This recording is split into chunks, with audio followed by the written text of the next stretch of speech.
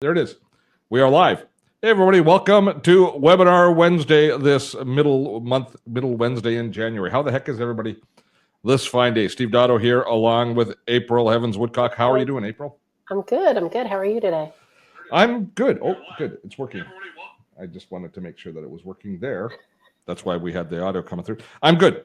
It's still, we aren't quite set up here in the studio. Still kind of working my way through all of the setting up office. It's taken me a lot longer than I thought it would. Did you think it would take me this long to get set up when I moved? I did, only because I moved recently, and moving takes a long time. December 21st, we moved houses, and I thought that I'd have my studio up and running by now without a problem. But I've had some delivery issues with some product and stuff like that for my lights and things. And based on my last time I moved 9 years ago was the last time I moved. And based on that experience, I thought I'd be up and operating much quicker. But then I realized I only moved houses last time. I was still doing the TV show. So my office and the studio just kept rolling along. So work kept rolling along through the move. This time, not so much. But we're getting close, and I'm starting to get the background behind me is not quite there yet, but it'll be there soon. Hey everybody, I see you all saying hello here in the chat. I see Edie from Washington and Robert from Winnipeg. John, hello, how are you? Some people are saying Happy New Year. Mark from London in the UK. And holy cow, we've got a lot of people coming in. Joyce from Fort Lauderdale. Welcome one and all. I'm excited about today's. I'm excited about every webinar. Let's be honest. I'm excited every time we get a chance to do a webinar. It's awesome to be able to connect with everybody. And of course, the topic today, one of my favorite topics, is on video. And we've got, which we don't often have on Webinar Wednesday, but we have an offer for you guys at the very end, as we're just getting ready to next week go live with our newest course, Online Video Made Easy, which is actually a rework of one of our older courses, was Screencasting Made Easy. It's been updated for this particular event, and we got lots to cover. So, just as a bit of a overview of what to expect coming up for the next hour or so. As you can see, we are in Webinar Jam. We have our chat on the right-hand side, which gives you guys all an opportunity to say hello and ask questions. As we go on with the webinar, we'll be using the chat to answer questions. Now, as a tip for everybody, on the right-hand side of your chat, when you go to chat, you should have a little option of clicking on a little kind of a question bubble. That indicates that you're not just commenting, but you're asking a question. It makes it easier for us when we get into the Q&A at the end of the webinar to parse out all of those different questions. So quite often April or I will go through and we'll take somebody's chat and we'll convert it into a question. But if you do it yourself, so much easier, and then we'll make sure that we get through all those questions at the end. We're going to be doing a hybrid webinar, as is often our choice here on Dotto Tech. So we're live right now, and then in about 5 minutes or so, I'll be running a pre-recorded video that I recorded yesterday, which is the meat of the presentation. It gives me a little bit more control over time and graphics and that sort of stuff. And while that's going, we'll stay live and we'll be answering your questions in chat.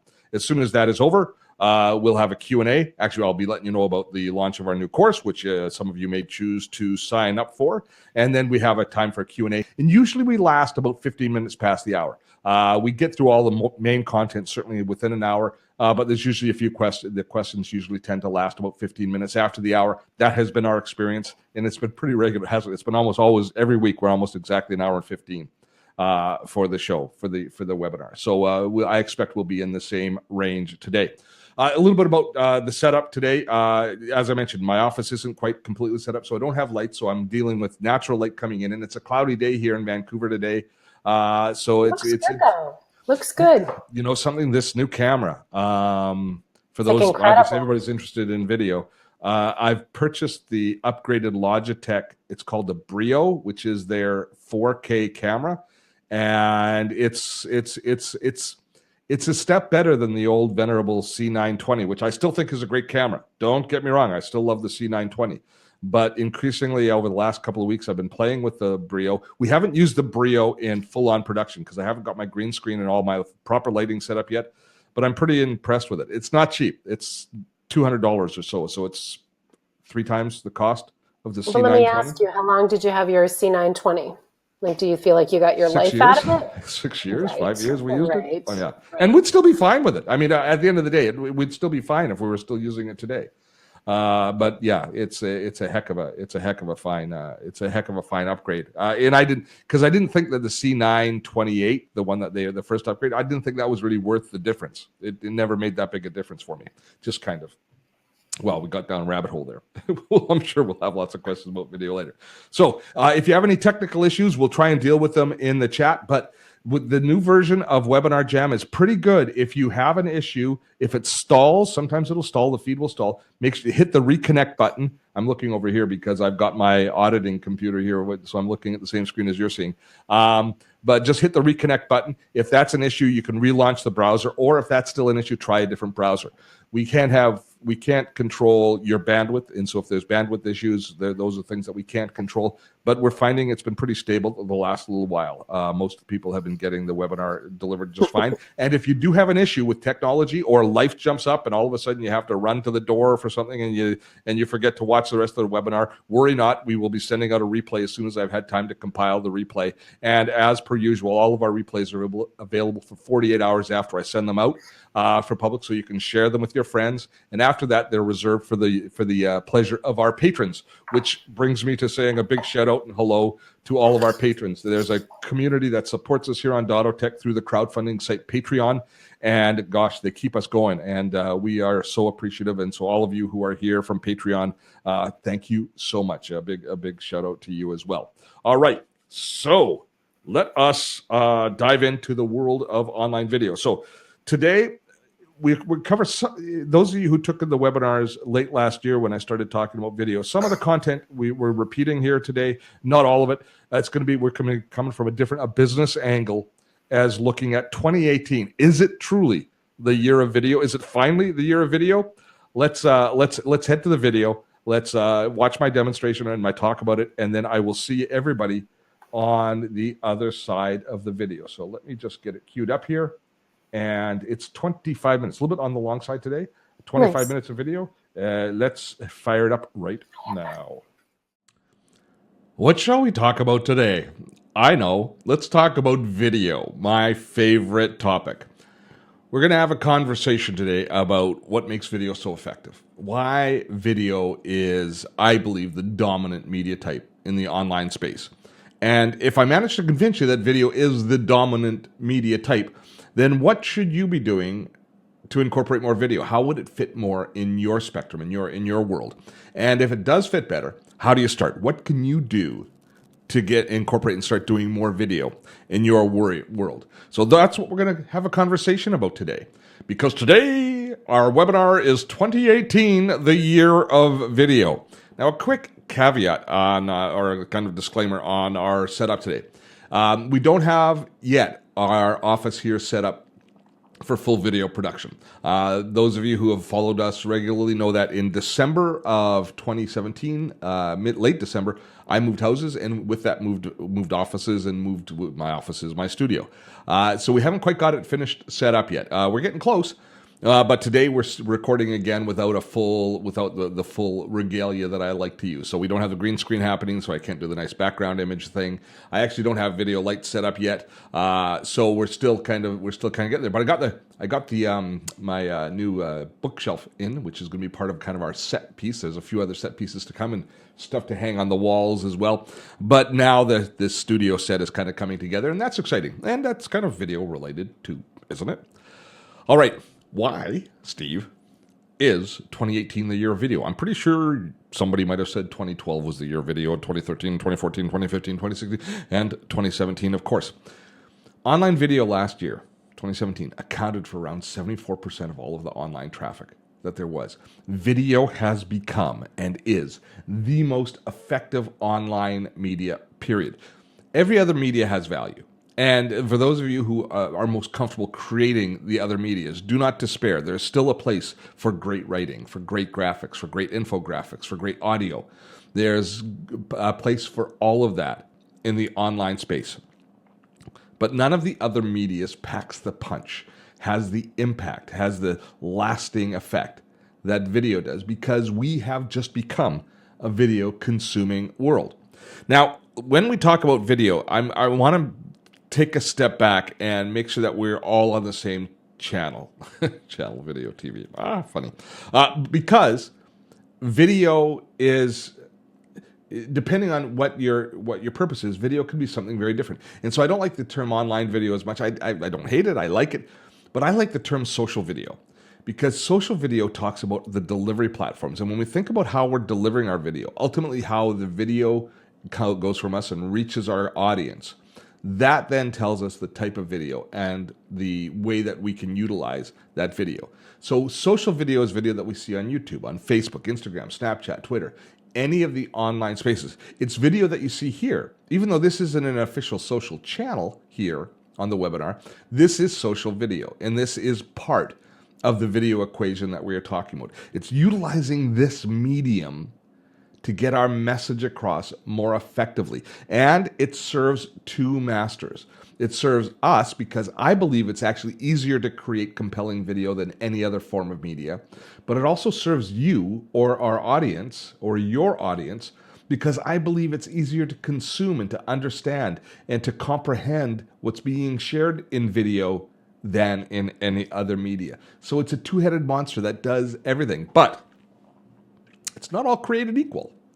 When we talk about video, it gets really confusing because you might be sitting there and thinking video the way that I think of video primarily, which is pre-recorded videos on YouTube, little 3 to 12 minute videos where I explain something, explainer videos, which are ever so popular. They're scripted to a certain extent. They're packaged and they're persistent, and you can search for them on YouTube. That might be the way that you think about video.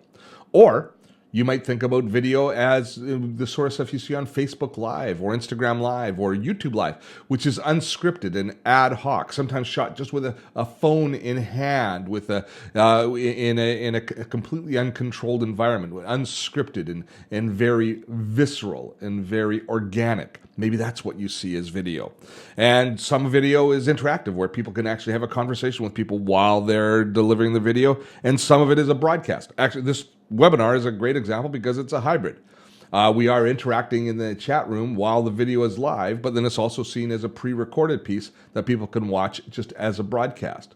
So video plays in all of these spaces.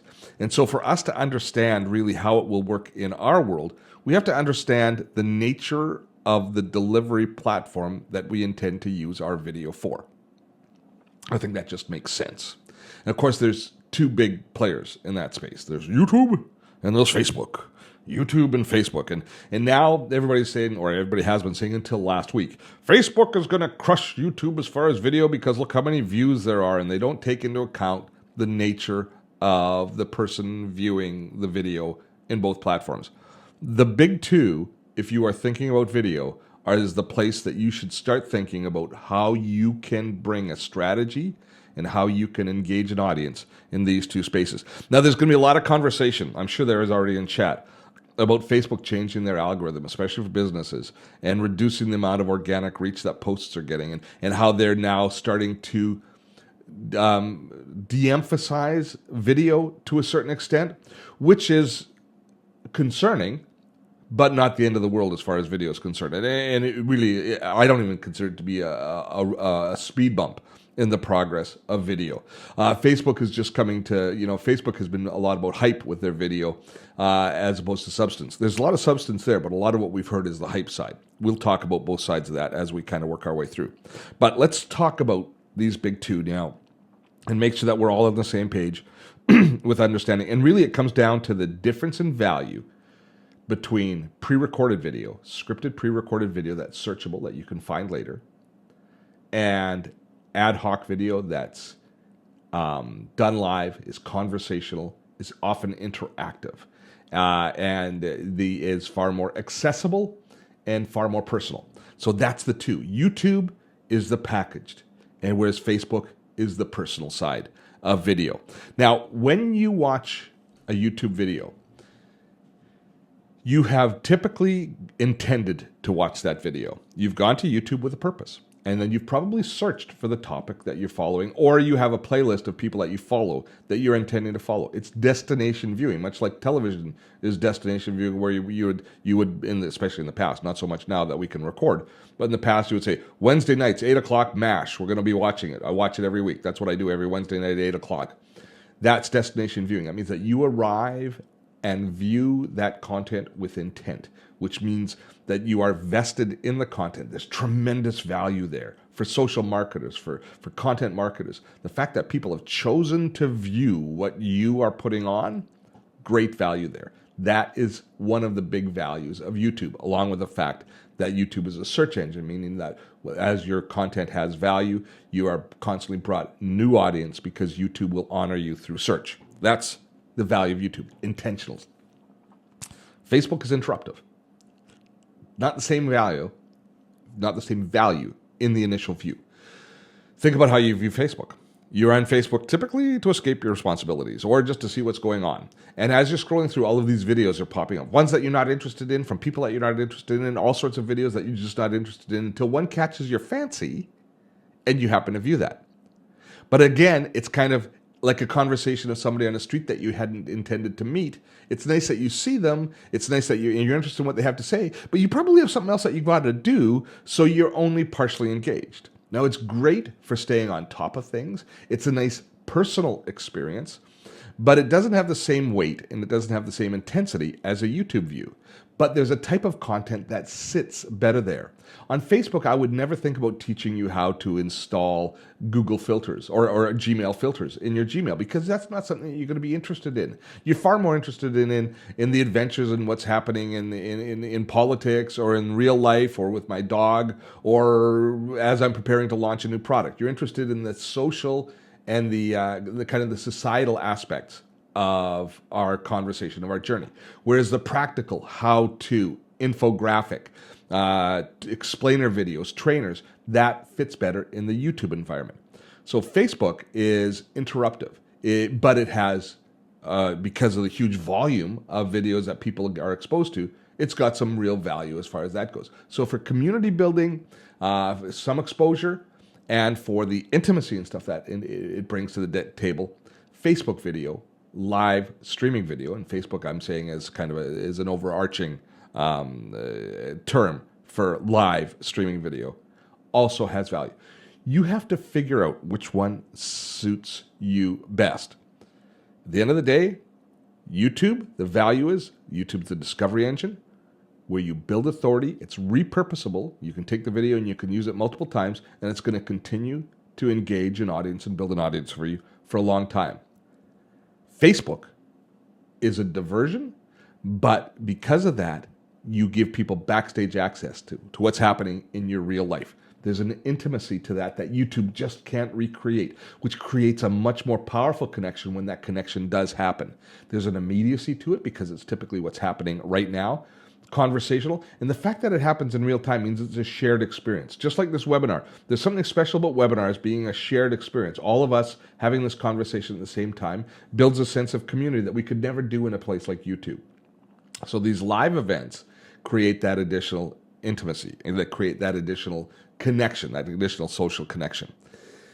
And all of this is kind of made possible because video is such a powerful medium. And there's a couple of aspects that make video so powerful. One of the is it's just become a generational, there's a generational comfort. Every generation alive today has grown up with video as a huge part of their lives. And a huge part of their socialization, a huge part of their learning, a huge part of their knowledge, a huge part of their understanding the world around us has been done through video. But when we start talking about video of the style that we're doing here, with your face on screen, the type that you would do with a Facebook Live or that I do with my YouTube videos, you also have with video a fast track to building relationships because so many different senses are brought to play. The fact that you can see me, hear me. Here you're even kind of getting a feel for the environment that I live and work in because you can see the background as opposed to the green screen that I usually have, which is kind of a fake background. But here you've got all of those additional touch points that allow you to make decisions faster on whether or not you're comfortable with, like, trust, enjoy, engage with, believe in the person or the message that's coming through the internet to you. So it basically is a fast track where you can, it's like speed dating, where you can understand very quickly whether or not you're interested in continuing a relationship with these individuals. Another fascinating part of video is the fact that we are moving increasingly to a mobile environment. I mean, you don't have to be a rocket scientist to understand that video is a far more conducive medium on a smartphone than text. First of all, text read vertically, it's fairly small. It's not the best medium to convey in text. Whereas video, when you turn your phone sideways, excuse me, we've got the doorbell's reading. Be right back. Okay, I'm back. Talking about intimacy, real world access. I'm not going to edit this out because here we are in a brand new townhouse and we have a neighbor next door and they have a wireless doorbell system. Every time her doorbell rings, somebody presses the button, our doorbell chimes. The guys who spent all day today trying to fix the fact that her doorbell button tends to sometimes turn on her doorbell, but usually turns on our doorbell, which of course freaks Farley out, who's still sitting here going, "What's going on, Steve?" All of that. So that's it. Farley, stop it now. I'm doing a webinar. Do you mind? Okay, good. Do you want to say hi to Farley? There's Farley. Oh, there's the doorbell. I'm not going down again because I don't have to. Because that's them just trying to figure out our doorbell and the dog's having an issue. Okay, where was I? Oh, I think I was talking about mobile. Yeah, this is the mobile screen. The mobile screen is far more conducive to delivering video than it is to text. And with the ubiquitous nature of networking now and the increase as we've gone to 4G and even we're looking at even faster networks in the future, video is in our mobile devices is just going to become that much more of a relevant player. And not just as a playback device, but also the fact that we can record and we can stream from our mobile device through the mobility networks so easily now. Video is just going to continue to grow in prominence. So now I want you to take a step back and say, okay, let's think about our audience for a minute. So not about us. Let's not worry about the creation process. Let's not worry about any of that. But now let's think about how much our community can benefit from video and what it would mean to my community if I start to deliver more video. What new engagement can happen? Is video right for us? That's the question. And I think it's pretty simple. I think yes. I think there's no question, yes. But if you need some convincing, where can we use video effectively in the online space? Entertainment and edutainment, obviously. Tutorials, training, if you're doing online courses, if you're considering any nature of teaching people at all, online video is tremendous. I recently was reading that people starting now do video answers in Quora. And Quora is going to take over for answering a lot of questions from other tools now, because it might even end up threatening YouTube because people are able to post video answers to people's questions. Fascinating. Marketing and sales. Promoting your product, promoting your brand, promoting whatever it is you're creating. We know video is powerful from that perspective. All blogging, vlogging, and content marketing, video, again, is the easiest way to digest information. And personally, I think it's a faster way to produce content than written content. For live events and streaming, such as we're doing now with webinars, also, video is going to reach your community. And even though each of these is very different as far as the delivery, we can use so many of the same skills to create the content for all of these different aspects of video. And that's really encouraging, because if you learn the basic skills of producing video, and it doesn't have to be field shot video, it can be screencast video of the style that we do, or it can be handheld and live streaming video that's so popular. If you master any one of these different formats of delivering and creating video, you can take that and you can apply it in so many different aspects. You will then have the skills, the chops that you need to create content, to serve your community and to serve your enterprise. And that is exciting. Oh, by the way, before we go on too far, look at these statistics that I got from Deloitte. This just came in an email to me. Every year in Canada, Deloitte does their technology, telecommunications, and marketing report. And excuse me, they're just about to release it. But look at what they've come up with this year. The live broadcasts and events will generate over $545 billion in direct revenues in 2018, and $17.5 billion here in Canada. That's fascinating. That live broadcasts and events, they're not talking about television, they're talking about streaming online. $545 billion worldwide. There's the doorbell again. There's it again. Okay. And digital media is well worth paying for. This is another fascinating aspect, that by 2020, there'll be over 680 million digital subscriptions. And what are people going to subscribe to? They're going to subscribe to video. By 2020, over 680 million digital subscriptions willing to pay for content. We've experienced that ourselves with the support that we get from our Patreon community. Some pretty compelling statistics from Deloitte that kind of support the whole premise that 2018 is the year of video. So if I have now convinced you that 2018 is going to be the year of video and that there's a market for you to create video for your community, then I have to ask you, what's keeping you from creating video? Now, we'll go through this fairly quickly because we've talked about this a few times in the past couple of months. But I believe that there's three things that end up stopping people from creating video, that end up being kind of roadblocks that prevent people from stepping into the video space. And the first is the technology. They just don't feel comfortable. They feel that they need special skills or something like that and special tools in order to create video. So that's number one. Number two is they consider it to be time consuming. That they consider it to take too much energy and effort to create video. And the third is many people feel insecure putting themselves on video. They are concerned with how they're going to look, how they're going to present, if they're going to make a fool of themselves. All valid concerns.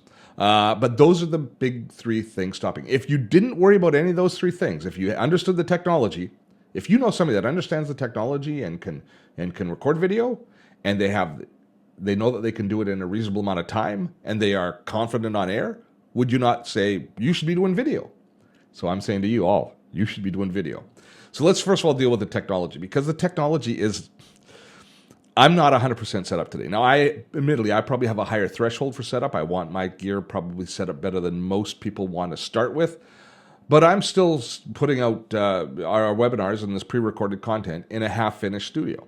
All I've got is I've got a good quality microphone. I've got a good quality webcam. I've got natural light flowing in. I don't even have my studio lighting set up. And I'm recording this all on my computer right now. So everybody's got a production studio in their pocket today. They've got a phone.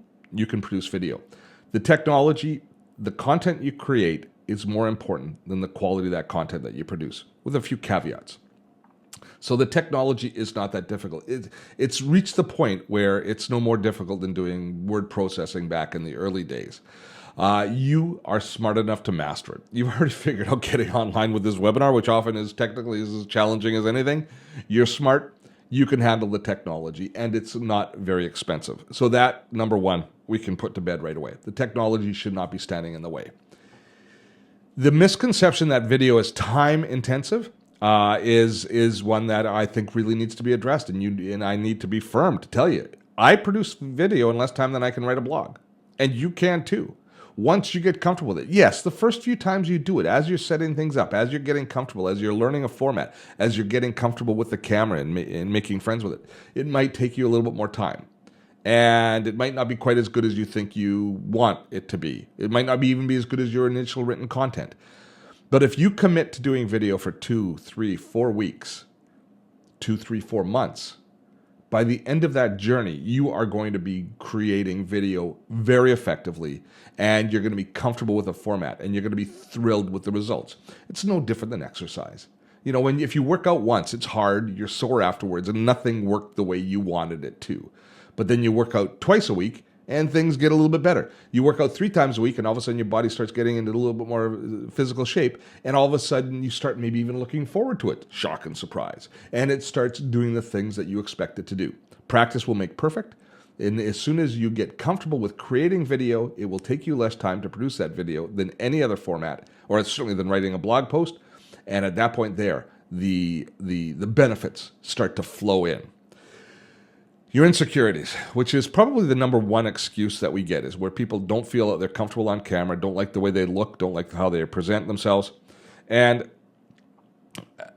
I'm not going to say that every single person is ultimately going to be able to overcome the challenges and the insecurities and the fear of being on camera.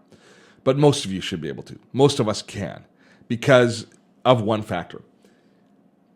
We really are far harder judges on ourselves than we are on others. When people make mistakes on camera, the only people that are typically bothered by those mistakes is the person making the mistake. If I make a mistake, when we had the doorbell here earlier, it didn't bother me. And it didn't bother you. In fact, you probably kind of enjoyed it. You probably kind of enjoyed the fact that I might have been a little bit uncomfortable with it. But the bottom line is that most of the often, judgment comes from empathy rather than judgment. If somebody on stage or somebody on camera shows that they're uneasy and uncomfortable, we feel uncomfortable for them. But if they are comfortable, even if things go a little bit off the rails, we're okay as long as they're okay. We're like that baby, that 5-month-old, 6-month-old baby that's constantly looking to her parents for reassurance that things are in good shape. And based on how relaxed the mother's face is, the baby is that relaxed as well. We are the same. We look to the person that's presenting, and if they're comfortable, if they're in the zone, then we're okay, even when things go a little bit off the rails. But here's the biggest but.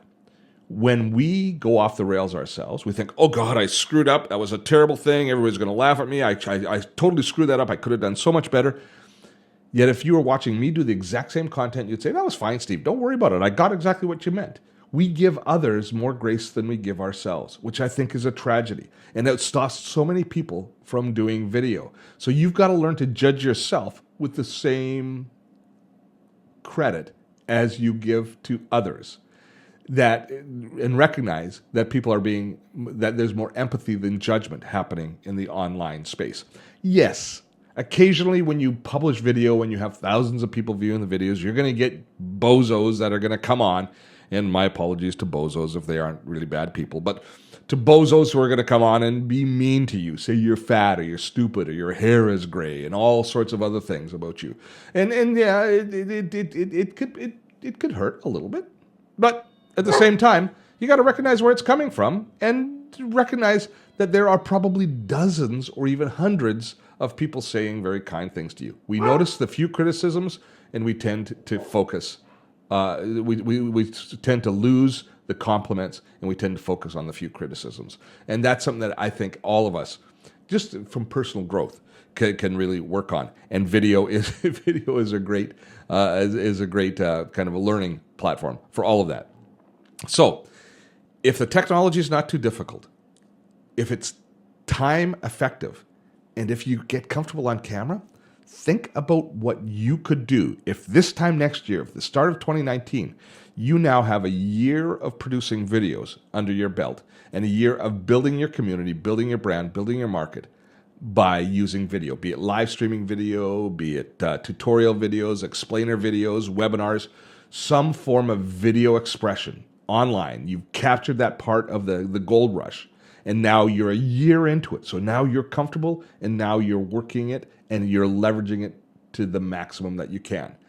That is going to make a profound difference. Maybe nothing that you do this year will make as big a difference to your business as that could make 1 year from now. And we're going to stop this video now because I got something to tell you about just live on the other side. Obviously, the launch of our new course. There we are, back in person and live. That was fun. Yeah, the doorbell. Drove us crazy. The doorbell would keep ringing. I'd go downstairs and be people for next door. And it's just one of the strange kind of perks of being the first people to live in a house. I think it's solved. So was that good? Did you guys enjoy that? The chat was outstanding. I really enjoyed the engaging and jumping in the chat. We've got a lot of questions that we want to get to and answer. But before we do, I want to tell you about the course. And I also want to let you know what's coming up next week. So first, let's start with next week. Next week, we're going to do a complete change in focus. We're going to, a lot of you have probably thought about getting involved in affiliate marketing, signing up for some sort of affiliate program, especially if you're building a following, a social following. And we're going to do a kind of a primer on affiliate marketing, what you need to know before you get involved. And also it helps you understanding where people like us are coming from if we have affiliate relationships in the product that we're selling.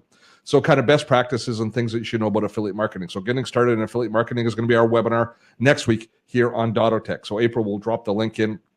Do we have it ready for registration, April? Is it all ready to go? We do. Good. We do. So we can start registering you. We'll be sending you emails through the week, of course, preparing for that. But I'm looking forward to that because it's been quite a journey for me learning about it. There's things I'm comfortable with in affiliate marketing. There's things I'm not comfortable with in affiliate marketing. I imagine you feel the exact same way.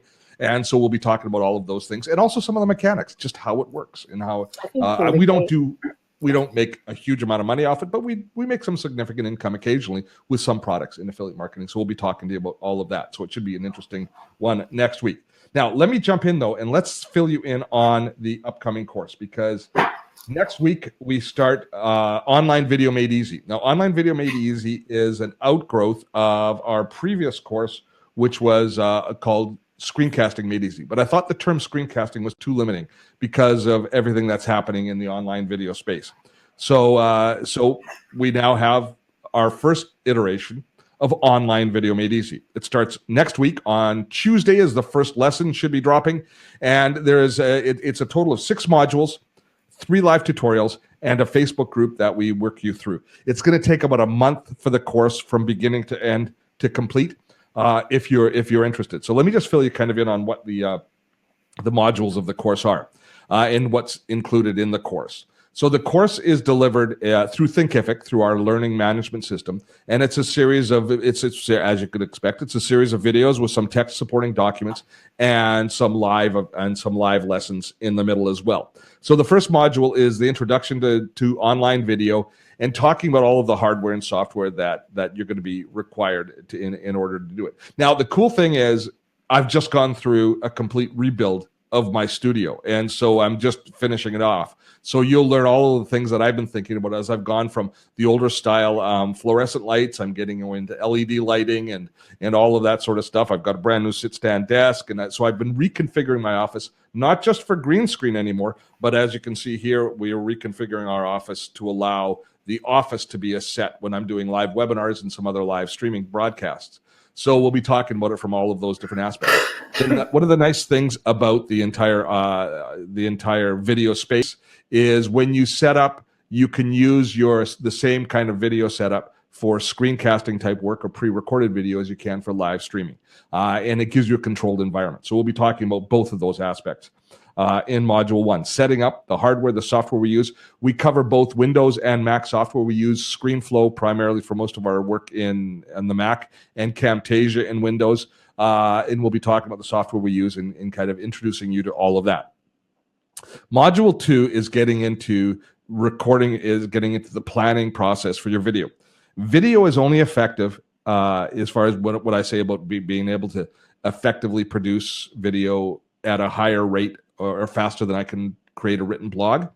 That only happens if you have a format and a pre-production schedule that sets you up for success. Video is art if you do each one as a standalone, and that takes time. But if you come up with a format for the type of video that you produce that you can work to, then you can turn it into a production process and you can produce more effectively. Designing your format, both from a production perspective of effectively producing, but also from an audience perspective of serving your needs as you reach out to your community, that is Module 2. This is a very important module. This gives you a structure that you understand each and every time before you sit down in front of the camera that allows you to produce with a clear mind, effectively concentrating on your content and not so much worried about the structure of the video itself. It's a tremendously important part of the entire process. When we did television, the reason we always followed a format in television. If we hadn't had a format, we were making a movie, and that's super expensive. A TV show follows a format. A movie follows is art. So think about the difference in production time. We bring that same economy of scale to producing the videos that you're going to be producing. Now, this is for pre-recorded videos. Although, frankly, you should also have a format for all of your live videos so you know where you are in them. So you've got a firm beginning, middle, and end to your live videos as well. Format works in all of those aspects. We're going to be drumming that into you.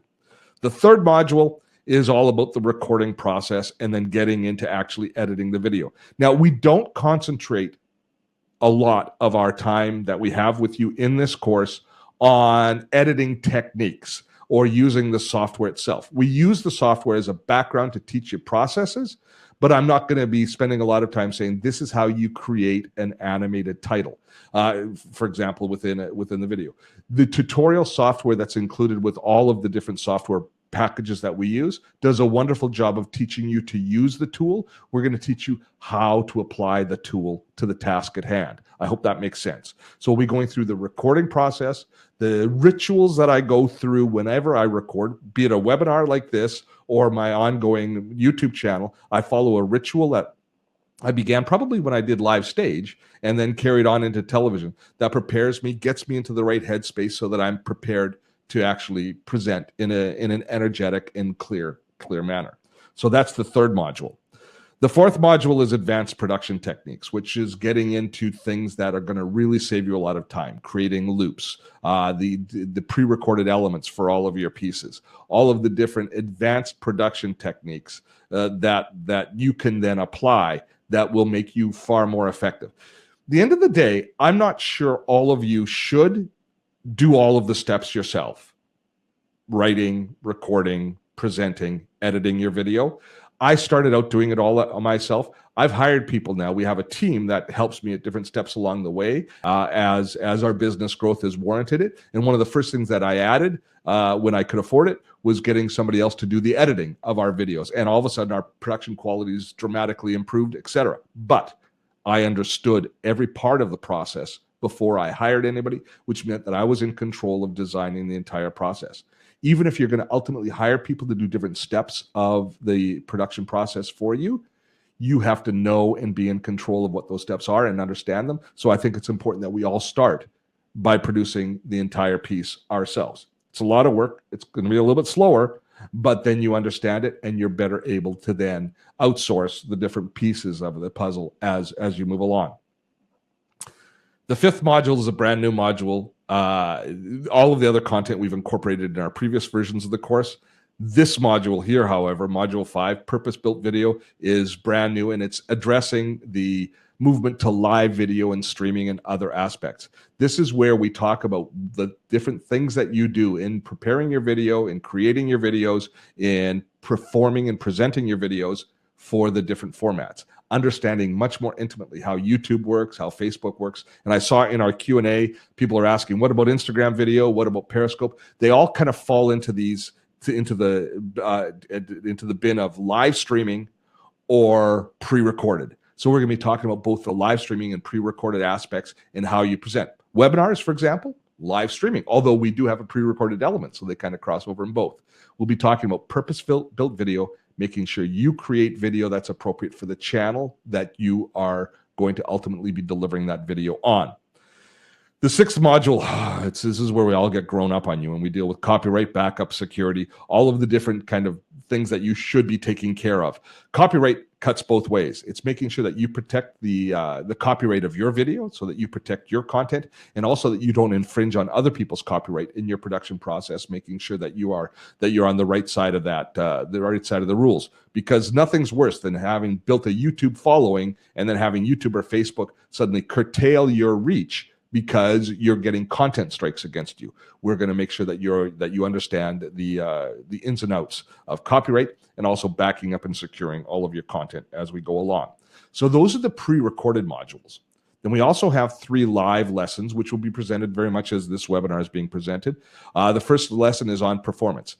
One of the things that I miss most from television is having a director sitting across from me or sitting in the control room and in my ear saying, Steve, you got to re-explain that. Steve, you got to do that again slower. Steve, you got to have a little bit more energy, have a coffee, and then let's do it again. Coaching me on performance. We have to do that ourselves now. So we have to become self-evaluating, viewing our video and feeling and getting into the zone ourselves because we don't have a director directing us. So I'm going to be talking to you about how I get into the zone for each performance and the things that you can do to help do that and to make sure that your best personality comes across. I don't want anybody signing up for our course to do boring corporate video slideshows with a person standing and reading from a script and absolutely no personality. I want you to engage your personality to build your community in a way that's authentic and endearing to grow your community. And a big part of that is learning how to amplify your personality and put it on air. And we'll be covering that in the live lesson 1. Live lesson 2 is about taking your product and marketing and promoting it, making sure that people view the video, all the hard work that you do, that those videos are seen. We'll also be talking about making sure that those videos hit the mark as far as your marketing objectives. So this is very much a business-oriented live lesson, and one that I quite enjoy. I love this topic. The third lesson is outsourcing and resources, finding people to help you as you understand the process. This is the last of the lessons. So once you understand intimately the entire production process, you've built videos, you've got a handle for what you're good at, what you're not good at, what you like doing, what you don't like doing, and you have your own structure and your own format in place, then you can start looking for other people to support you at different aspects. And we're going to be talking about how to find those different resources, both outsourced and also just prepackaged, just hiring somebody to do a video opening for you or a voiceover. How do you go about doing those sorts of things and finding the best people? We're going to be covering that in the third live lesson, which is the resources and outsourcing lesson. The course begins, as we say, I don't remember the date. It's Tuesday, this coming Tuesday. I put in here, it's 3 weeks wrong. It's actually going to be 4 weeks now that I've kind of put out, I've structured out all of the delivery mechanism. Now, one of the biggest benefits of this course is that we have this wonderful Facebook group that allows you to share your videos and share the journey with others. And the advice and criticism that comes back from our group has been, I think, almost as much value as the content that we deliver ourselves. It's the cool thing that we do here on Dottotech is when you purchase a course from us, you're grandfathered into that course the next time that we, for as often as we re-release the course. So we've already got hundreds of people that have been through our Screencasting Made Easy course. Most of them will go through this content with you again. And they're farther ahead on the curve than beginners are, and they're more than willing to jump in and offer advice, do collaborations, work with you, tell you what worked and what didn't work for them. So our group and our community moving ahead is a big part of this, and you get to become a part of that group when you sign up for Online Video Made Easy. So the pricing for the group, there's a 30-day guarantee, as there is with all of our courses, and that's 30 days from the start of the course. So if it doesn't work for you, you just ask for your money back, and we do give the money back without any questions. The cost is $4.99 for the course, but of course, we have an early bird special. We have to have a special. Now, just so you know, the pricing that we do here on Dottotech, my pricing philosophy is thus. I offer a super early bird way before the course launches. So in December, we offered a super early bird, which was slightly deeper than the discount I'm going to offer now. Then we offer this early bird discount, which is available right now. And then as soon as the course starts, we have full price, and that stays that way until next time we relaunch the course. You don't have to worry that if you wait, you can probably get a better deal because I'm going to be doing some sort of a Labor Day special or something like that. I have this standard pricing. I want people to have confidence that they're getting the best deal possible, and that they aren't going to be all of a sudden undermined by the fact that I now charge less for the course at some point in the future. So our pricing is very firm, with one caveat. If you are one of our patrons on Patreon at the $10 a month level, you get access to all of our courses at any point for half price.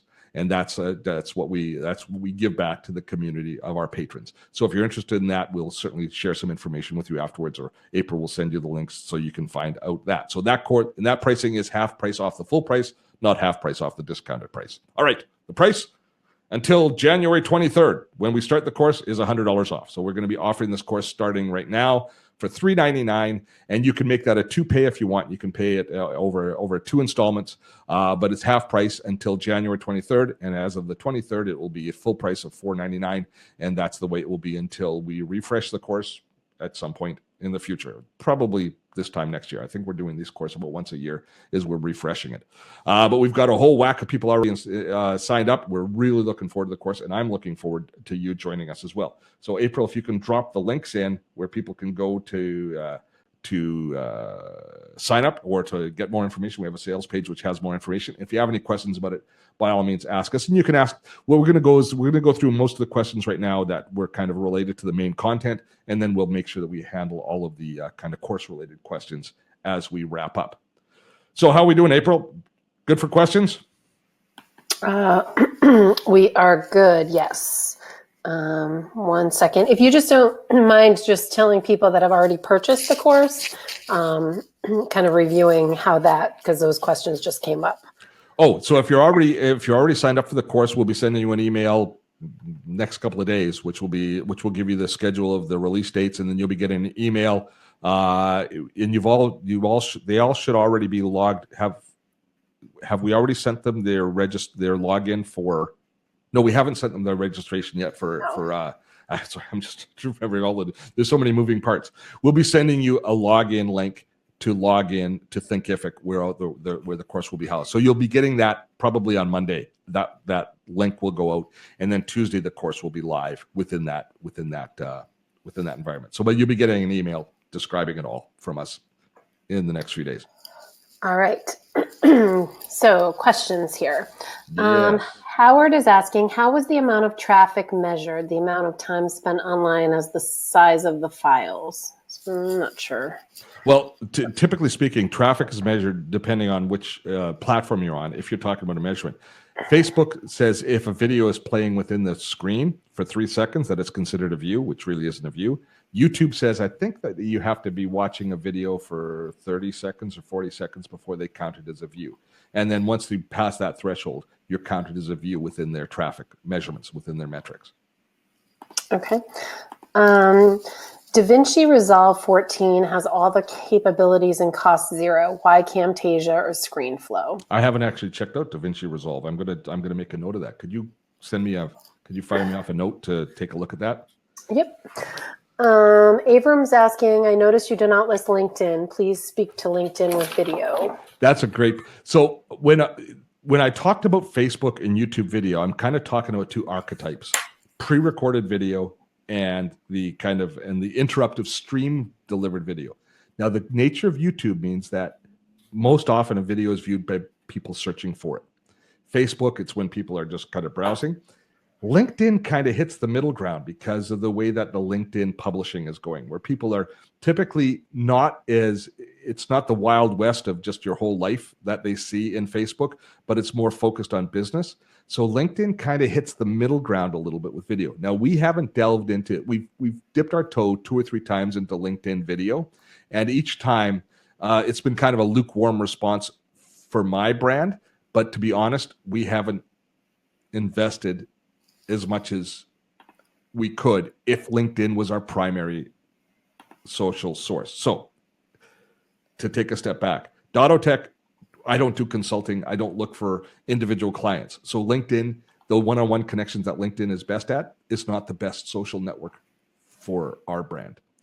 A more mass media network like YouTube or Facebook is better for us. Having said that, if you were a coach, if you were selling a product, if you were doing doing a lot of one-on-one sales, then incorporating video in your LinkedIn strategy with your LinkedIn blogging strategy would be brilliant as far as I'm concerned, and it would work very well.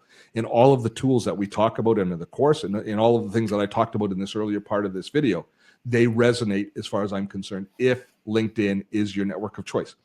That's kind of what we were saying. It doesn't matter what your network of choice is.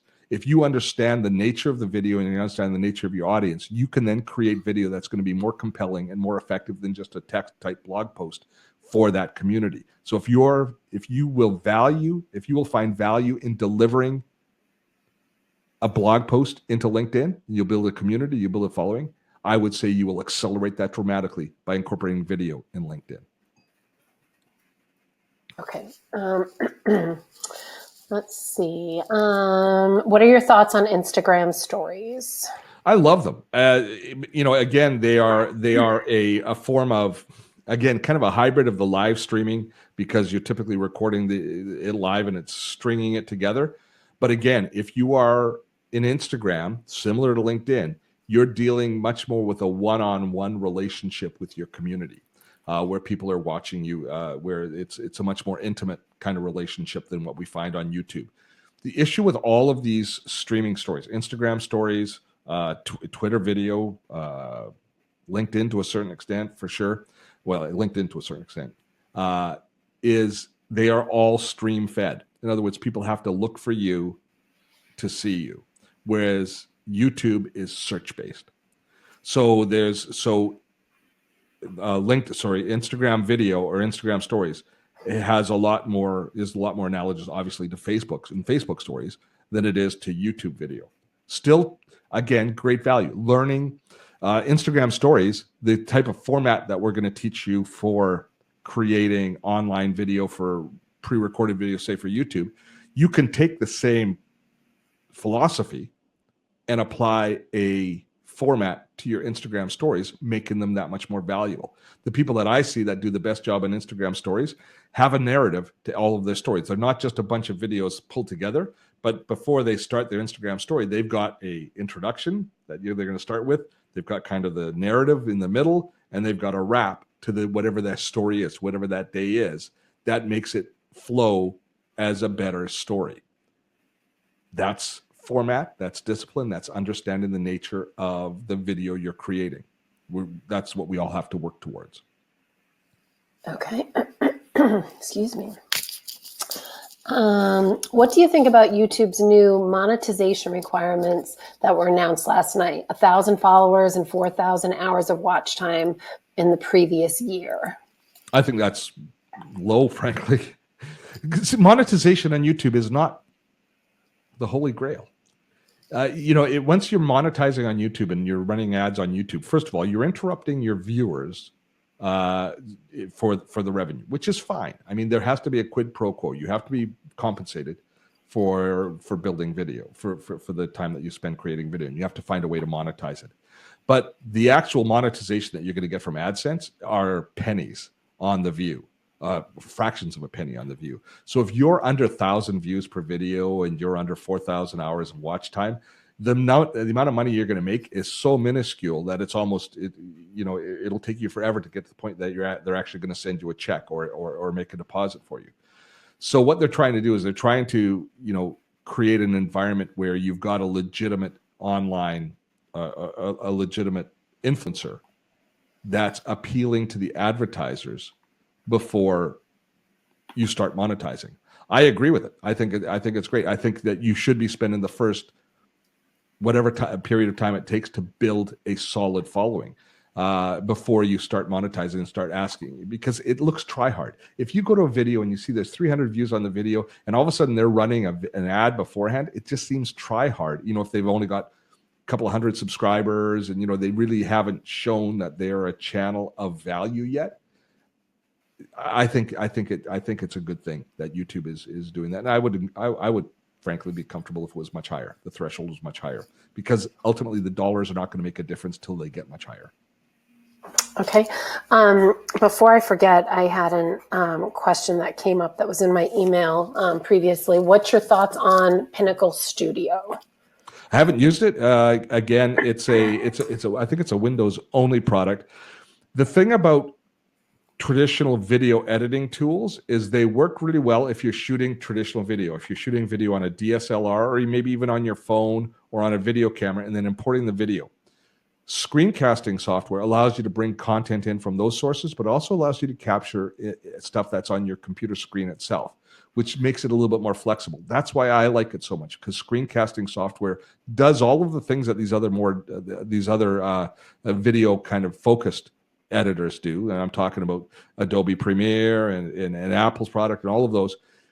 But it also allows you but screencasting software allows you to also incorporate the screen as a character in your video far more easily and far more effectively, and it really reduces the amount of time it takes in production. Now, it's not going to do the same quality at the end of the day. You aren't going to produce a television show or a movie that you might do on an Avid Studio or Adobe Premiere as you would with ScreenFlow or Camtasia. But for the type of video that we're talking about, for the purpose of this course, they're better tools. They just have a better suite of capabilities, and they're faster to compose and create your content. All right. When filming in front of a green screen, do you have any suggestions on how to best light the subject? My key and fill lights are often create shadows, which is a pain to edit out with Chroma Key on ScreenFlow. And it's NB, I'm not sure, NB, my lights have dimmers. Should I set them low enough to light me and avoid shadows, or should I use side lights to light the green screen? Typically speaking, people will the more even that you can get the green screen differentiated from the subject, the better off you are. So you still have to have good light on the subject. But for example, when I was doing my green screen work, I would just had two lights balanced on me, and I'm hoping the same thing will work now. And it worked fine for the green screen. Now, I was only upper body green screen, so it was a little less critical. But if you're getting shadowing, it just means that the light is not good enough on the screen itself. So looking at something like side lights is exactly what you should be doing in order to fill in as evenly as possible that green screen. And you might look at the distance that the subject's standing as well as away from it as well, if you have depth to work with. But there's lots of really good tutorials online that talk about lighting far more effectively than I was able to articulate here. Okay. Is it better to use YouTube or Vimeo for pre-recorded videos? Well, Vimeo is fine if you're doing a course and you've got gated content that you don't necessarily want to have shared. But if you're looking to grow your brand and you're looking for the search juice and to be discoverable, YouTube is miles better. Okay. Diana's asking, is there a strategic way to piggyback YouTube and Facebook? What have you done with that? There are lots of really good ways to do that. And it really is going to depend on your content.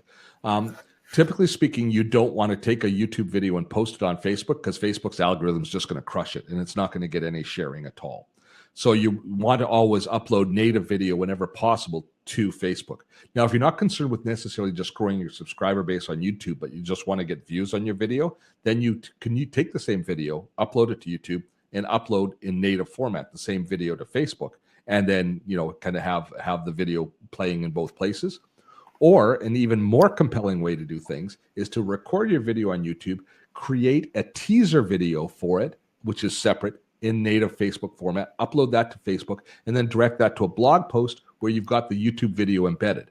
That will then allow you to create the best of both worlds. There's a lot of different ways to approach it depending on what your own content strategy is, but you should definitely be in both places. Absolutely. All right.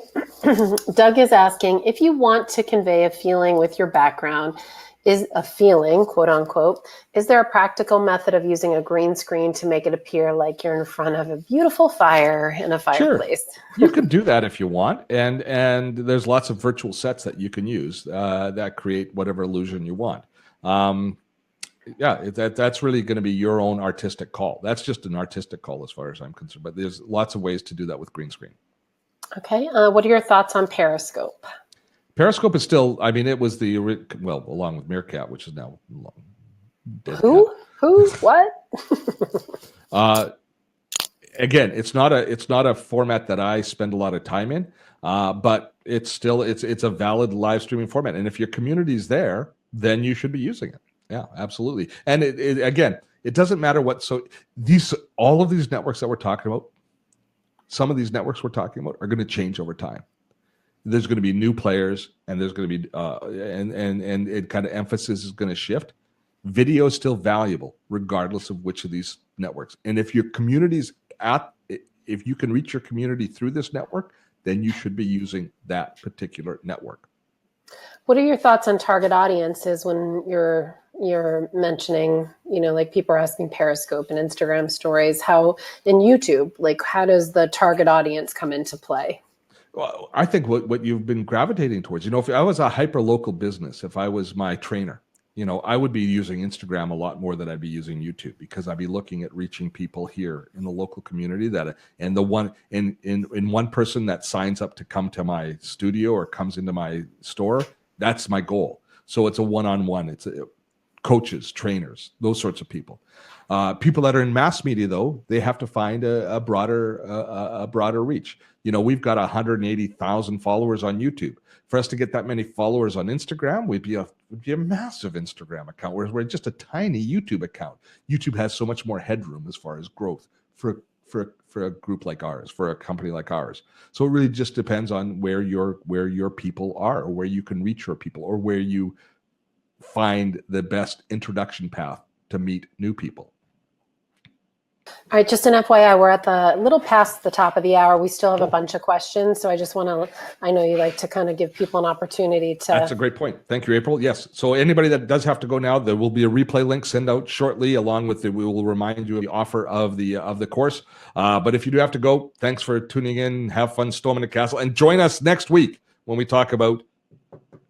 We're talking about? Affiliate marketing. Affiliate getting started. And the following week, a little teaser. We've got. We're going to be talking about designing your own website. If you haven't visited the new Dottotech website, oh my gosh, Liz did a Beautiful. phenomenal job on the graphics, and Sophia did a great job on the copy. We're going to be talking about designing or redesigning your website, and it's going to be based on our experience as we redesigned the website. So that's going to be in 2 weeks on the 31st. But next week, affiliate marketing. Awesome. All right. So continuing on, what's the best way to show slides like you're doing all along with the talking head? Not intended to offend. So I don't know kind why of that that would be offensive. screencasting. Maybe Well, because he was calling me a talking head. There's lots of different ways to do it. I just did that as an overlay, and we teach a variety of different techniques in the video for that. I mean, it's a lot of people that aren't comfortable on camera want to have the slides go full screen, and they just want to do a voiceover, and that's certainly very doable and very straightforward to do. But I personally think that if you can see the person, that it's that much more engaging. And so it's a pretty, in any of the screencasting tools, it's very simple to create. So the video that you saw me do, that was 25 minutes of video today, or that we did. I recorded this yesterday. Now, not counting the time I spent thinking about it and writing the slides and kind of doing all of that pre-production work, but from the time I sat down in front of the camera to record till I was uploading it to YouTube and done was probably about 2 hours for that 25-minute video total. So that gives you an idea of how quickly a slideshow like that can be recreated and I use ScreenFlow for that. In Camtasia would have been the exact same amount of time if you'd used it. So that gives you an idea. And there's a variety of different ways to make it look sexier. And normally speaking, when I've got the green screen set up, we even have a nicer background and it looks even more polished. But it's still, I think, as far as effective delivery of content, even just doing it with very simple layover of slides that we had was just as effective. I agree. All right. So how are you showing the live video with the slides? Okay, that you just answered that.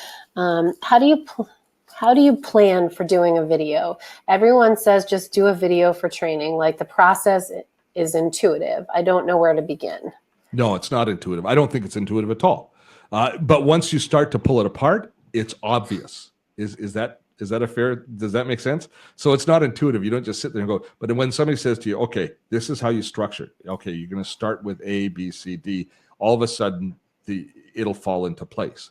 But the bottom line is, all videos are going to have an introduction, which is going to be telling people what to expect within that video.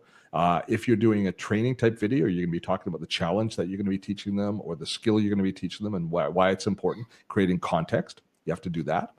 Then you've got the meat of the actual the technical part of the training, and then you've got a wrap which finishes it off. So if you start breaking those things down, you probably want to start in the training itself, where you break down all the training and then see if it all is going to fit in a single video or if it should be broken up into multiple videos. So just like doing an on-stage presentation, starting with slides, starting with a blank slate of slides and starting to put in your ideas. I always start with an overview. My first slide that I always create is, what do I want to accomplish today? So I want to teach you this, this, and this. And then all of a sudden I say, oh, well, that's going to take me a lot. And that break that down into multiple other sections. And there's a bit of an iterative process. I don't do it all in one time. I sit down, I write it out as best I can. I go have a shower, walk the dog, do something else for a day. Sometimes I don't come back for 2 or 3 days. I look at it, and that fresh approach to it each time really helps to entrench and to solidify what's valuable and what's not valuable in it. So it's a process that you're going to go through, but it's not a lot different than doing a talk, a presentation on stage. Right. Well, and I think sometimes for the beginner, it's just a matter of trusting in your expertise and just getting on and starting it, don't you think? Yeah. And when people say just do it, I think what they're saying is you just kind of got to dive in and do the first one. Right. But before you record, seeing it laid out as using PowerPoint or Keynote to lay it out beforehand, that'll give you the structure that you need and give you the confidence. When you're teaching, think about what you want to teach and then cut it in half per video, because it'll take far longer to convey the information than you think it will. And all of a sudden your video will be an hour and a half long. And that's where it starts to get overwhelming when you try and teach too much. Break it down into digestible chunks. Well, and you can get multiple videos and bang for SEO on that. There's lots of benefits to doing it a little bit less. All right. So you had mentioned a tool, a video answer tool earlier. Was it Quora? Quora, yeah. Okay. Any way to blur the background when you're using the Logitech C920? I saw that question. You know, the problem is the depth of field for these cameras is too deep to effectively blur the background that well. So you'd have to do it by green screen and then, you know, by a photo effect as far as I'm concerned. They just, the focus, the depth of field is just too, they're designed to be in focus for quite a depth. So they aren't, you don't have that, not with these cameras, not with webcams. All right. Lisa's asking if you have any advice for someone who wants to start a side business with video YouTube. Is the YouTube market getting overly saturated? Stick with a narrow set of topics or go broad? Always better narrow. The YouTube market is so vast that even a small, narrow market is big. And so that's where you start. So definitely start focused more than you might think, more niche than you might think, but then grow from there. But I would have zero hesitation to starting in YouTube with 0 followers right now. It's just got that much potential, and it's just a wonderful discovery engine. Once you get past the tipping point of proving that your content is valuable and you get some people watching and you get a small community, and there are ways that you can assure that that's going to happen, then YouTube is just such a joy because it's an enormous marketplace. You can't possibly ever become as big on YouTube as your potential on YouTube. I mean, the average person is certainly not going to do it. So really, you have to decide, which creates a different set of pressures because you have to decide what success looks like for you, right? I'm never going to be as big as PewDiePie. Our goal is to hit 1 million subscribers now. We're going to look for that. And I think we can make it because we hit 170,000 or however many we're at now with just us doing it. And now we're bringing in some help to help us get to the next stage. But then once I'm at 1 million, we're still a small YouTube channel. But I'm a huge YouTube channel compared to the person with 100 subscribers. But I'm a small YouTube channel. I'm a tiny one, small or large, depending on where you are on that ladder. But the bottom line is that I am my YouTube channel and our community is there. And that community is so valuable to us and so vital to us. And I'm thrilled with where it is because it's a community that supports our business. Now, do I want to make it bigger? Yes. But I'm also not going to beat myself up because some other guy that does technology has a bigger YouTube following than me. We're not comparing size of communities anymore. Let's not do that. Let's just make sure that ours suits us and base our success on the people and the feedback that you get from your community and those levels, those things. Then, I mean, that's, as far as I'm concerned, a healthy way to approach it. All right, that's a great answer. Are you still doing your video classes? This is from John Curry. We never connected last year when you were traveling. I'm not sure were you doing. Well, the video course is starting up again next week. We're relaunching. I don't know if he was. Did you do anything in person last year? Maybe. I don't think so. Okay. Let's see. Ron is saying, when I do video with my C920 on the top of the monitor, it always looks as if I'm looking down. When I see you, it looks like you're looking right at me, right at the camera. How do you set up your camera so that that one does not look like they're looking down instead of at the camera? It's eyeline. Are you in a notebook? You're probably on a notebook, which means that the notebook is down lower and you are looking down. My monitor setup. Okay. Don't do it. Don't do it. And so I'm just worried that you're not going to get it back. Right? I know what you're going to do. I'll get it back. Let's see if we can do this. Hello. This is my monitor setup right now. See? So what I've got is actually, I can't get back far enough because I've got the cable is all wrapped. But I've got my notebook computer here, which is on a riser. And then the monitor is actually on a stand. You can see it's kind of, anyways, it's on an arm. And so it's at an eye level or just above eye level. You're seeing my whole office. There it is. There's Steve back. So it's at kind of at an eye level. So that's the reason is I always try and position my camera slightly above where I am because then you're looking up at it. And that's the most photographically appealing angle. I have one that actually is an arm. Mm-hmm. So that I can put it on the other side of my desk. So the arm, I can adjust it. So I'm looking at it and farther away or closer. Yeah. And I've often thought about like putting the camera on a tripod or of its own, like you can do it, but you do want the camera at eye level or higher. And on my, when I have my laptop, just as a FYI, I put a box under it. It's not very pretty. Whatever box, I adjust the level, or a book. There you go. Okay. All right. Let's see. Howard is saying, one of the things that I like about your webinar is that, that you are not perfect. It allows me to accept my own mistakes. So that was just a statement. I think I am. And I think everyone really appreciated that the doorbell rang. That was a huge commentary this afternoon. Yes, Farley is as big a star of these webinars as we are. Doug is saying, is there any significantly expensive software required to benefit from your course? So Camtasia is a little pricey. It's around $299. ScreenFlow is $97, I think, or maybe it's a little bit more now, but it's $100. So no, those are the two most expensive pieces of software. And as far as gear goes, you need a good quality USB mic, you need a webcam, and probably lights and a green screen if you're going to kind of dive deep in and start doing green screen type work. And someone else asked if, as part of the course, is there any Camtasia discount? No, I don't have a discount. We had one with them at one point, but they're a big company. We're a small player.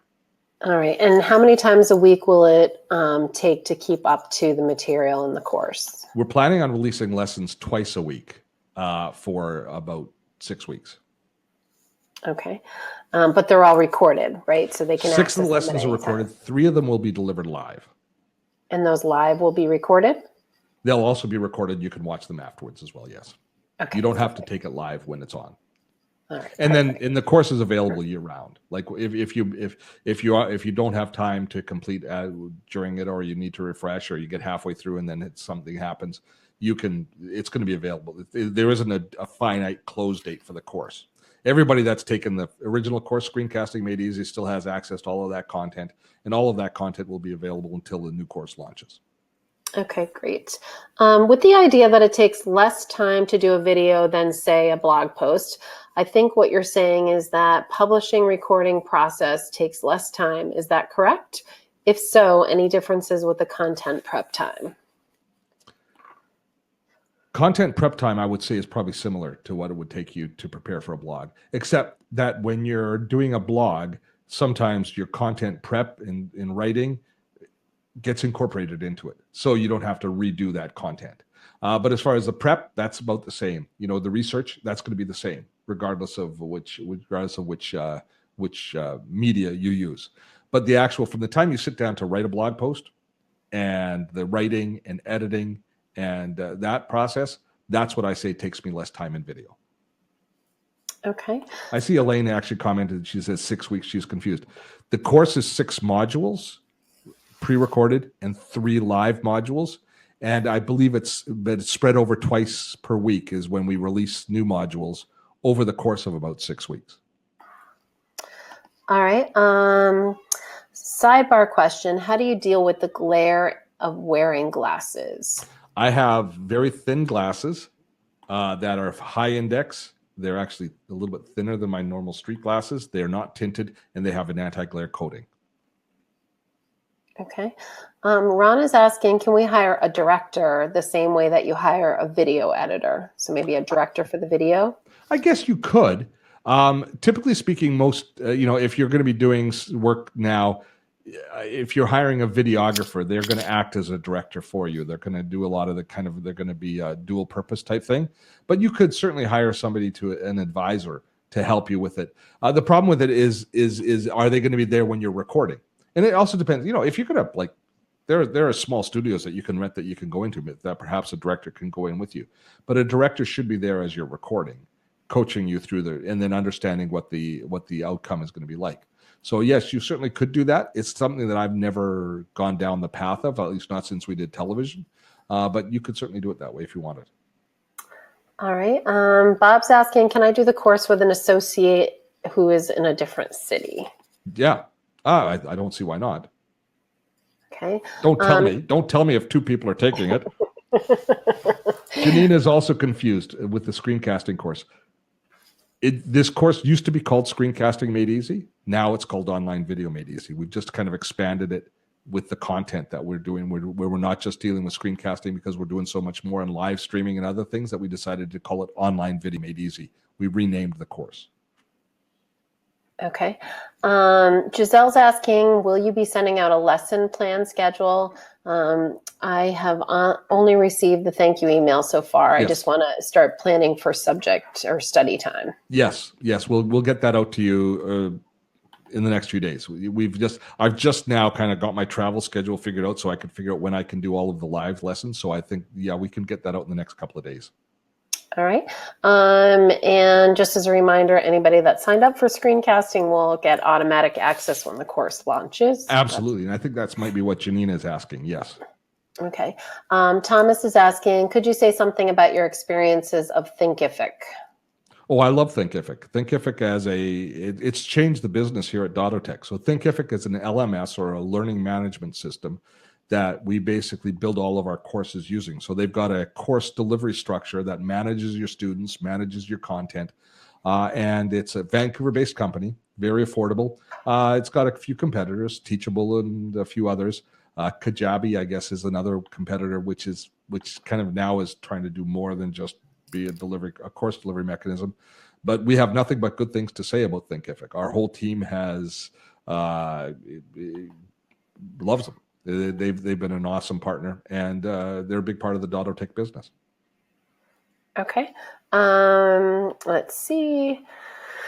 Papa, you answered about Camtasia. How old a Power Mac could you use? Do you have it says, how old of a Power Mac could you use? You have an older one, question mark. It's not a Power Mac, it's a Mac Pro. So I think a Power Mac might be too old. I think that if you get what's the numbering convention? Mine's a Mac Pro, the 3rd or 4th version. So mine is 2010. So let me just take a look here about this Mac. I always forget this. Mine's a mid 2010 Mac Pro. And I think, if you get one anywhere around that vintage, the 3rd and 4th vintage, the ones that you can run the most modern operating systems on, that is just a tremendous tool for doing this with. And it works just fine. So anything in that range, which you can find used for well under $1,000. The key is to put lots of memory in it and a really good video card. Okay. You answered that one. In the course, will you cover screencasting? Well, that's it. The course still is, at the heart of it is still screencasting. We're all about screencasting. Okay. Why do you use the RE20 rather than a shotgun that is off screen? Oh, well, first of all, the quality of sound that I get from an RE20 is vastly preferable to a microphone that's a shotgun that's going to be off screen. And it doesn't bother me having the mic in the shot. As a matter of fact, I love the art. I love the industrial art that the RE20 is. And I'm an old radio guy too. I like cozying up to a microphone. I feel like I'm on air when I'm cozying up to a microphone. So I like it for a lot of different reasons. And shotgun mic would work fine if you want to create that illusion. But I don't stand on that convention. Like people that are worried about the mic being in the shot, or I prefer the just kind of honest nature of the environment that we shoot in being realistic. So whatever makes it sound good is the most important. And I don't think that there's a better sounding mic than the RE20. I just love the audio characteristics of it. Okay. Marianne is asking, if I will be creating videos of movements for my clients and we'll be demonstrating, what do I use for a microphone since I'm not just sitting in front of a computer? In that case there, a shotgun mic is a really good choice, or you can have a lav mic. You can have a wireless mic hooked up to your lapel of your clothes, depending on if you're wearing. Like if I was a fitness instructor, I would choose to have a really good shotgun mic would be my first choice on my camera, so that I didn't have the microphone too close to my mouth breathing hard. So that, you've got some different choices there, but that's a fairly easy decision to make once you kind of work through the matrix of making that decision. But a shotgun mic would be my first thought. The second thought would be a wireless lav mic of some sort. All right. Let's see. We're getting down to the end here. Can you just turn to the side so everybody can see that you do actually have earphones on? You're wearing them from behind. Are they wireless? Nope. Nope, No, they're wired. wireless. Yeah. So you do have earphones on. Are we getting a lot of echo? Do people think we're getting echo? No. They didn't think you had them on, and then you kind of turned and you could see them. Yes. Have you always done that? No. In the new studio here, we're getting a little bit more echo from the mic setup. So I don't know what it was. I don't know what we changed. But the gate on the audio gate on my mixer doesn't seem to be working as well. Just completely missed that answer. It was a brilliant answer too. I know I did miss it, but I was trying to see if I could do it you. I want to be like you. Okay. Well, these ones are designed to go behind your head. That's why I bought them. Where did I want to get some of those? I'll give you the Amazon link. I can't remember what it is. Here it is. Okay. So they're from MEE. MEE. Yeah. All right. I have a basic question. How do I save native video on a phone and then broadcast it straight away to Facebook? As if it was live? Yeah, you can't do it. You can. Yeah, you can't unless if it's already saved, you're better off just going live from your mobile phone. Yeah. You can't do live from your mobile phone. No. Well, you can do live from your mobile phone, but you can't do live from the pre-recorded video on your mobile phone. Right. Maybe this is better for next week, but Katie was asking if you have an affiliate program, because if not, you should. For my courses, no. And I don't intend to either, for a variety of reasons. And we'll talk about this next week. All right. And last question here in my queue, and then I'll just go over to the chat. But what do you think of the audio quality of the Yeti Blue? Perfect. I love it. I think it's an awesome choice, and it's the one that I recommend the most. All right. Let me just take a quick peek at chat. We're actually almost at 2:30 too. So. Oh yeah, we've got another call coming in. Yeah. We've got a team meeting at 11:30, do we not? Yes, we do. So I think we are there good lapel mics that you know of? Lots of good ones. Sennheiser makes one, and there's a variety of good. Rode has a nice one, and there's some that are designed for your smartphone that you can use in both environments. So there's some good choices there. All right, and then last question: have you ever used ScreenFlow on a phone for a screen capture tutorial? I haven't used the mobile version. I didn't know there was a mobile version. I don't think there is a mobile version of ScreenFlow. So no, but I've captured it from my phone for ScreenFlow many, many times. And there's a variety of ways we do that. And we teach you that in the course. And that is a wrap. Good. Folks, thanks so much. It's been a pleasure. Love the questions today.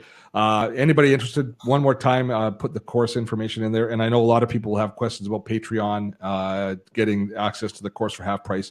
And we'll be sure to follow up with you by email. April's probably taken a lot of your, or at least we'll go through and make sure that you all have that information that is interested in it. And if you are interested, April's putting the links in right now. So if you click on the top button there, join us in Patreon in the chat. That'll give you the information about signing up for Patreon. And once you've signed up, you will get access to the discount for the course, should you choose to go in that direction. Thanks, guys. It's been wonderful. April, great job today. Except when your earbuds fell out, but they didn't fall out. I was trying them backwards. Trying them backwards? Okay, there we go. Okay, till next time, guys. We'll see you next, folks.